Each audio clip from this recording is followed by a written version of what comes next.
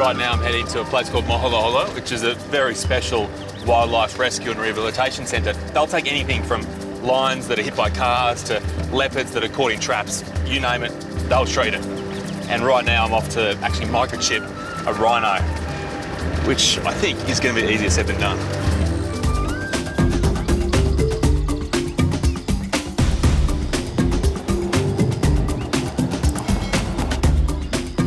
Well, well, well, I got to meet a long, tall guy like you from Australia. No wonder you're good cricketers and rugby players, eh? Tall and strong. So Look at me, I'm with the animals, small. huh? You're right. Welcome, welcome. Wildlife warrior Brian Jones set up Maholo Holo as an animal refuge back in 1992. There are a lot of challenges for the animals in Africa. They're getting poached, they're getting poisoned, they're running out of habitat. Where do they go when things get tough? Thankfully, there's Maholo Holo.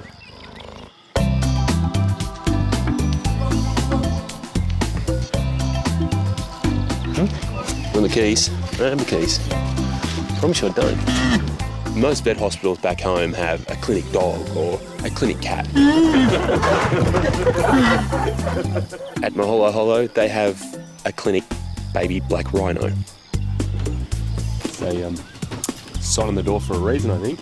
As a calf, Landella was rescued from the wild after her mother abandoned her when the baby became stuck in a mud pit. So you look after her pretty much 24 hours a day, do you? When you leave her to go to the bathroom or to go get her milk or something, she'll just scream and cry until you come back. Since being rescued, minders like David give Landella round-the-clock care. Come on, come on. Including games of chasey to keep her interested.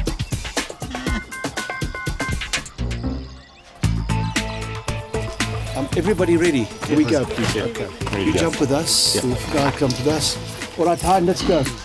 At the Maholo Holo Rehabilitation Centre, Chris has been asked to join in a mission to microchip a wild rhino.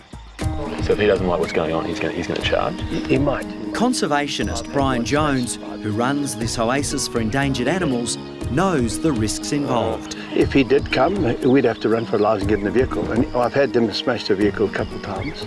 They put their horn, fortunately, they put their horn underneath and lift the vehicle up. So it's only the back horn that punches a hole.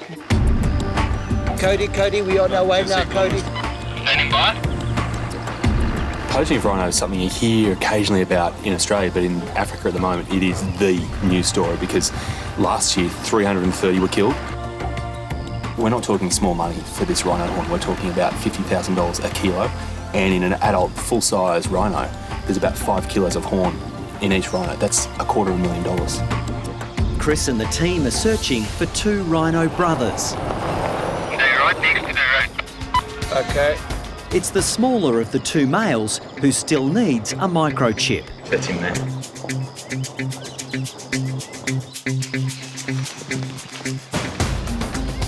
The first problem is getting close enough to the rhino to sedate it with a dart.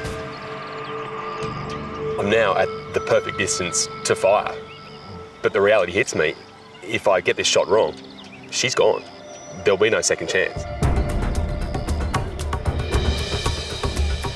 All the while I've been thinking, I'll have some time for this shot. I'll be able to get myself prepared, focused, get the target right. All of a sudden, Hind says, go now, must go now. And it's on. Before I can enjoy the relief of landing that shot exactly where I wanted it to go, he's taken off. And it doesn't look like he's coming back. Bit stressed about us being around. Made a run for it.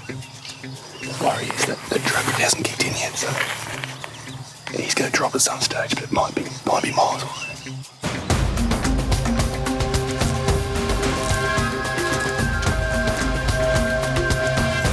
Spotting some tracks and they're going through this way. You wouldn't think it'd be possible to lose something as big as a rhino, but that's exactly what's happened. But thankfully, what have we got? Hind's tracking skills. The guy's incredible. He's looking at the dirt. He just sees things that I can't even see and goes, not this way, gone that way. And all of a sudden, we're getting close to that rhino. I see the big one. Here's the other one. Go ahead. Hind now alerts Brian to their location. Okay, also southeast of you. Let's just keep our eye open for the other one, eh? The other one ran away towards the mountain, but just keep our eye open, ears and eyes open. He's stumbling around, so it's certainly made him immobile. They stand and sleep like horses, and then at some stage they go down. Chris and Hein are now carefully approaching the sedated rhino. There is still a risk it could turn and charge. To be that close to a rhino, it's one of the most dangerous animals in the world. It's this weird mix of exhilaration and absolute terror all at the same time. I see there's some blood. There's a hole here. The sedation from a dart gun has now immobilised the massive animal. Just extraordinary. Brian and his team have been given the all clear to bring in the equipment for the dangerous procedure. It really hits home for me when you're here and you see those animals and you look into their little eyes and they're caught up in the middle of this war and they don't really know why they're involved. What they use the horn for is honestly a bit of a mystery as far as scientists are concerned, because it's claimed to have every benefit from being an aphrodisiac to helping arthritis to people even claiming it cures cancer. It sells for up to $1 million per horn, and it's ridiculous money. It costs them their life, and they pay the ultimate price. They're getting ruthless. They're going with GPSs. They're going with international cell phones. I was talking to rangers in the park when I was there now, and they said, Brian, they have a scout that goes out first. He finds a rhino. He hones him in with the GPS. They shoot it and move out. And in 2 days, the horn's in China. It's a one-on war. Yeah, he's still nice and pink there.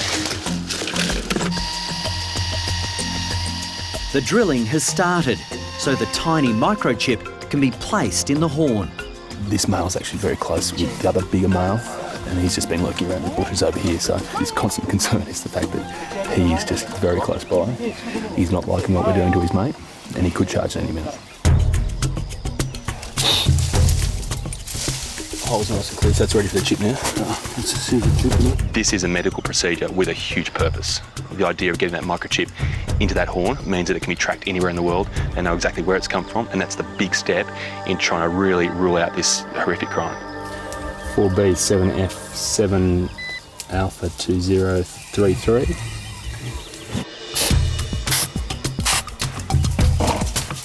We've microchipped him, we've vaccinated him, we've marked him, we've taken DNA samples, vitamin injections.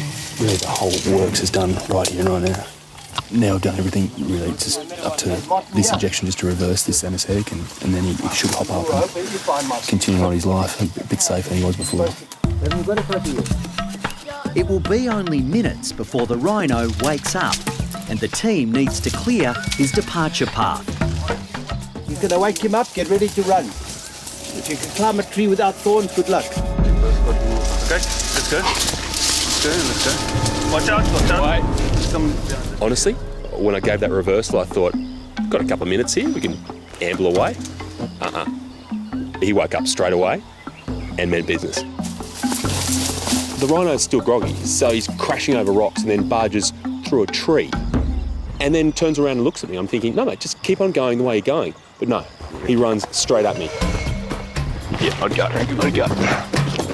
So I do the courageous thing and run fast. I'm sure you're having a great laugh, but when that rhino's running at you, it's very, very scary. Trampled by a rhino. Interesting way to go. I've got some oxygen. Chris is good. No, he's a natural. But he's in the wrong place. He should be in South Africa. That was very special, so thank you. No, well, mission accomplished. Yeah. You want to grab that for me? Thanks. Hello, Chris speaking. Yeah, I'll just put her on, she's just driving. Hang on. Hello, Brooke speaking. Okay, well, that's a bit crap. Boy or girl? And how old? Oh yeah, 3 months, all right. Brooke has just learned a baby rhino has been found and has been taken to the safety of the Wildlife Conservancy. Its mother was killed by poachers. Hello. Yeah, hi, it's Chris Brown here. I'm here with Brooke. We've just gone through the Matunda Gate and we're on our way now. The little rescue rhino needs urgent medical attention. Oh, look at them. sensational, hey? Incredible. Amazing, hey? Oh, You ever seen anything like this before? no. Wow. Oh, and that's the little one there. Yeah, it is, yeah, at the back. That's the 3-month-old. Staff have put the traumatised baby in with another orphan rhino. Hey, little one. Hey. You had a tough time, haven't you? Don't be spooked. You are the most incredible thing I've ever seen. Good boy. Good boy. You are just a little baby, aren't you? He's a lucky baby, hey? And they're so reliant on their mothers, hey?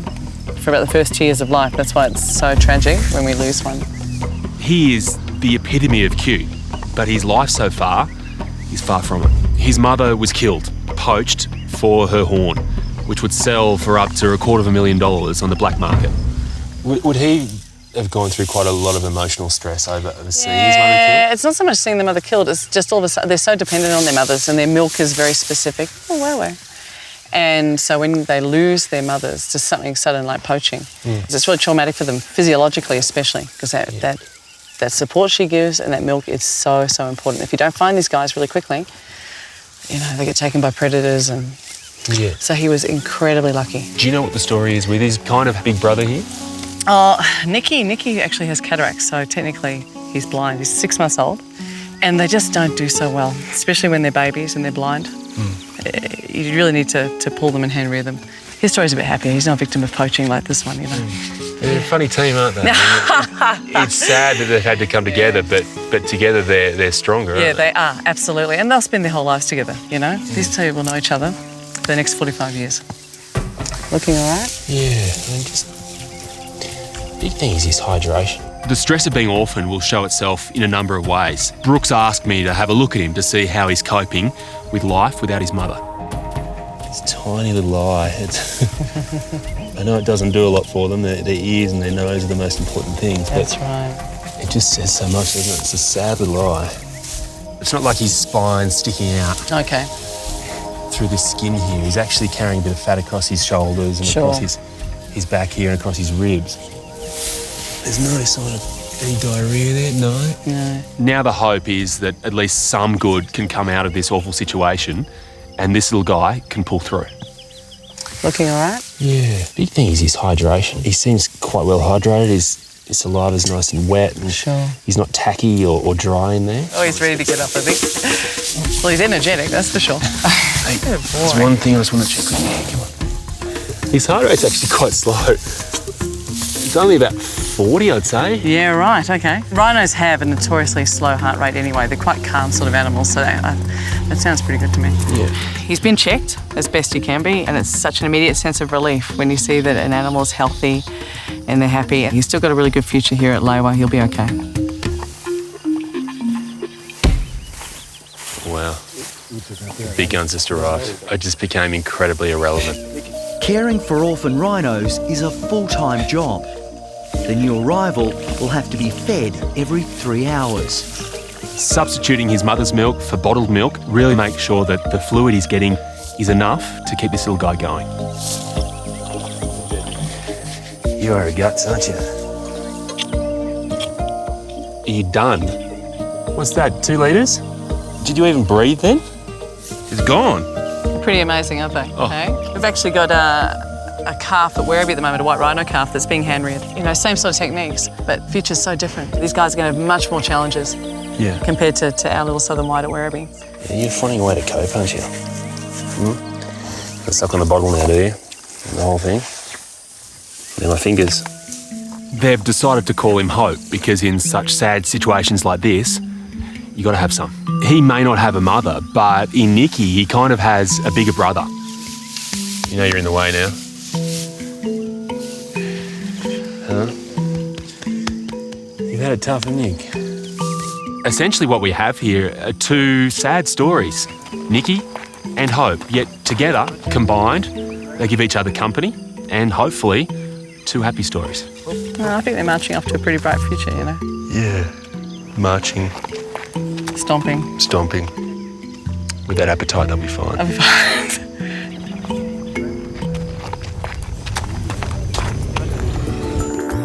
With the sun barely up, the anti-poaching team is on the move.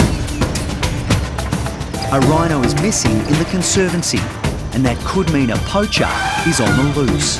These rhinos are watched over 24 hours a day, 7 days a week. But now, there's increasing concern about black rhino, the most endangered of the African species. Hasn't been seen for a few days. It's quite hard because to the untrained eye, a lot of the scrub, a lot of those shrubs, if you look like rhino. The last poaching incident in this area was a month ago. They came across 4 guys trying to kill a rhino. They opened fire, they returned fire as 4 guys were killed. Stop. So I think they found some droppings just up here and maybe rhino. We think we found a clue. Rhino dump. This here? How do you tell them apart? How do you know this is white, not black? The black rhinos are browsers. They feed on branches. So this is from a grass eater, so this is from a white... the grass. This dung is saying that it's from a white rhino. What we're after is a black, so unfortunately, it's not the one we're looking for. Brooks now caught up with the convoy, and Chris jumps on board as the search intensifies. Every rhino's got a very particular set of identification, so whether it's the shape of the ears, the shape of the horn, if it's a male, then it's got its territory. So they always have a general idea of who belongs where, and then there are very specific things that allow them to identify that as an individual. See, they're pointing out this way now. Yeah, right. Yeah, I can see it. Cool. Just through there, a couple hundred metres away. Nice one, Hawkeye. Yeah. I'm sorry, a bit bumpy, guys, hang on. That is a very alert rhino, eh? Yeah, so he's really looking at us now. Yeah, absolutely. Sizing up the threat we pose to his territory. Hiya. Joseph, is that the black? Yeah, there's a black, yeah. Do you know that's the one? I mean, that you're looking for. Yeah. No? It's not the missing rhino. This one is known to the guards. Despite its nickname Lucky, it's extremely aggressive. Everyone needs to move away. How come I find the biggest holes in freaking Lewa? We're now stuck It's only a hole. in a field about 100 metres away from the most aggressive rhino in Kenya. The team is in real danger. With the car stuck fast in a warthog hole, the rhino could charge at any minute. Someone say Lucky? Capable of a top speed of 50 kilometres an hour, Lucky could reach them in seconds. This rhino has actually charged cars before, dug its horn in and rolled them over. Everyone needs to act fast before Lucky makes a move. Hey! Woo! Keep going, keep going, keep going, keep going, keep going. Good job. Finally, danger averted, and Lucky loses interest as the search continues for the missing rhino. It's not long before they're in luck. Oh, there's a whole bunch of them. So instead of finding one, we found 3. The trifecta. What started out as a possible poacher attack now has a happy ending. Just gorgeous. The rhino wasn't lost, he was in love. So the reason that he's gone missing is because He's been following He's her been following because her. she's in season or something like that, absolutely. If the bull thinks that that cow is wanting to mate anytime soon, then he will follow her to the ends of the earth. 7 tons of love. Yeah, that's a whole lot of love. I'm on my way down to the south coast of New South Wales to Mogo Zoo to look at a rhino that they're worried about. Now, I'm thinking the reason they've called me is because I've done a lot of work with African animals in Africa. Maybe they need someone to dart it. Well, I'm about to find out. Chris has been called to Mogo's rhino enclosure to help their resident vet treat new arrival Jabari, a 2-ton southern white rhino with sore feet. Hey guys, how are you? Chris, how you Morning. going? Now I'm guessing this is our patient. Yes, that's right. One little detail, Yep. there's no dart gun here. No, that's right. So we're not darting them at all today. We're doing all of their work conscious. Chris is here today to give me a hand with one of our rhinos, Jabari. He's got quite bad foot problems, and I needed another vet with some rhino experience to give me a hand with him. You're expecting me just to treat these feet with them just standing there, showing me their feet. Yep, so they'll lie down. So with a scratch, tummy rub, they'll lie down and present their feet to you, and you're going to do some work on their feet while they're lying there.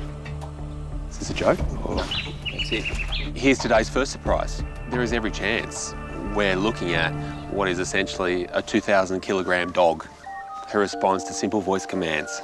So what we'll do is just stand back while these guys call him over, and then they'll be giving him a rub in his thigh and on his belly and dropping him for us, and then we'll go in and start working. I mean, there's a lot of weight going through those feet. Exactly, yeah. And so this is a problem that you see through lameness? You see him limping around? Or No, no, they haven't been lame at all, but we noticed some defects in their hoof wall, and then when we cleaned them up properly, we started seeing these nasty lesions on their soles. Okay. Come on, matey, don't lie down there, come on. Anyone that's ever cut their foot knows that if that happens and it's sore, you can just shift your weight to the other foot or even hop around. For a rhino, that's just not possible. They have to carry all of that weight through their feet evenly, otherwise the pain, the discomfort just makes life not worth living. Chris has been called to lend a hand at Mogo Zoo in New South Wales. So you guys, you call him and he comes over? 2-ton southern white rhino Jabari has foot problems that resident vet Sam needs help with. So today's all about trying to, I guess, clean out those lesions there. Exactly right, yep. Start the healing process. Yep, exactly. So we'll get Jabari down, he'll have all his feet presented to us, and we'll just start cleaning them up and doing some work on them. Come on, matey, don't lie down there, come on. Jabari, come on. Chris was quite surprised when he found out we weren't going to tranquilise Jabari. We've got him trained to drop on command. The reason for that is that we need to work on him every day, and of course we can't anaesthetise him every day, so there's a fair risk associated with that. Come on, mate. Move up. Good boy. Come on, matey. This is quite incredible. Good boy. He's now appearing when his name is called, and the plan seems to be to make him comfortable enough to then move up. Present himself for his foot inspection. Good boy, mate. With a bit of encouragement, Jabari finally makes his move to lie down. It's incredible, though. Yeah, he's very good. Come on, up. It's like a dog. He said drop and he dropped. Yep. We've been working a long time on this. Up. Unfortunately for the team, Jabari has laid down the wrong way. We want him to go down with his feet facing outwards so that we've got the fence to protect us. The thing about a rhino is, if he wants to lie down a particular way, he lies down a particular way. You can't change that. We haven't perfected the art of up yet. Been very impressed up until now. Come on, matey. Come on. At Mogo Zoo, Chris is helping staff treat 2-ton rhino Jabari, who has bad feet. The problem is, the southern white rhino has decided to lay down the wrong way. Come on, mister. He wants the sun on his big belly, and if he lies the other way, he doesn't get it. Gotta get up. Jabari is very much a couch potato, and it takes a lot to actually get him up once he's had a belly rub. Come on, Rhino. Come on, up. Here we go. Good boy, Jabba. 10 minutes later, and Jabari finally decides to stand. And the process of getting him to lie in the correct position starts all over again. Yeah. Jabari, drop. Good boy. Yes, down you go, buddy. Well done. Beautiful work. Good boy. Good roll. That's just incredible. Good boy, matey.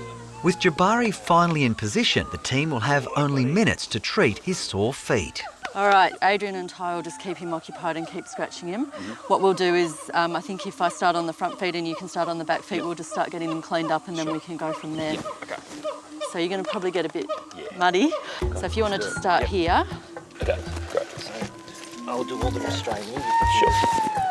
The fact is, these rhinos spend a lot of time around mud, so the first step in getting these feet fixed up is to scrub all that dry dirt off their feet, and it's a pretty rough process.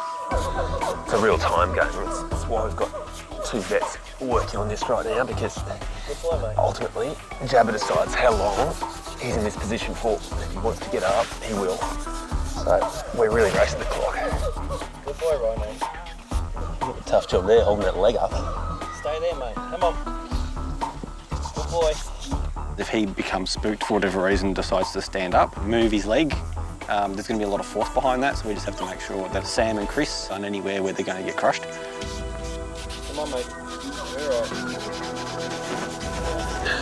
For such a big animal, even the smallest movement can be a massive problem for me in this position. If he tries to stand up quickly, he could crush my hands underneath his feet. Good boy, Jabba.